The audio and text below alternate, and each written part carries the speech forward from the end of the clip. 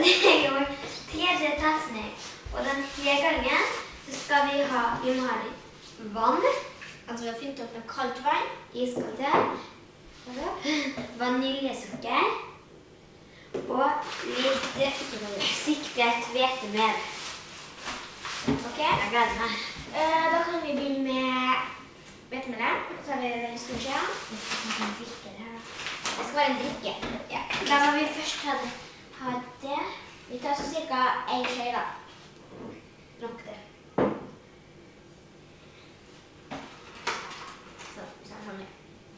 Sånn. Du må ha små skjeer til så vi gjør blande.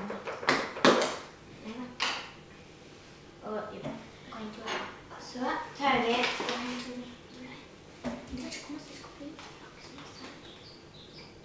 ja, litt sånn her, ikke så veldig masse. Det er forskjellig musikk her. Litt sånn vaniljesukker. Her. Og så er den her.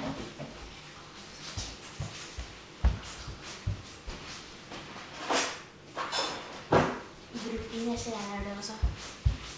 Sånn.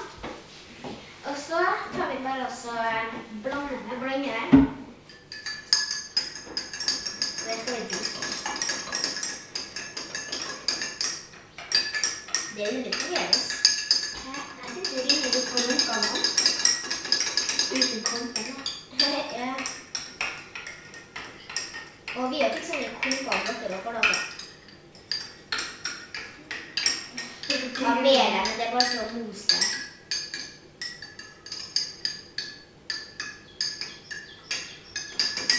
Og fy her da. Hva jeg skal smake? Om det var liksom veldig godt. Jeg kan vise den opp. Nei, kom da. Ja, da skal vi vite hvordan det kan se ut. Litt sånn gøy. Bæ. Det ser ikke godt ut her. Ok da. Vi smaker med skje, jeg vet ikke. Klar? Jeg vet ikke. 1, 2, 3. Det smaker ikke så verst. Kanskje jeg ikke bør prøve noe, men det smakte mest som vann. Ja, smakte litt mer da. Det var litt mer å vise vaniljesukker. Ja, men det skulle egentlig overlegge her til det. Ok, vi skal snakke om å ikke prøve det vi gjorde egentlig. Den første tingen vi gjorde, det var ganske god. Andre altså mellomst, og den var ikke noe god. Ok, ha det. Ha det.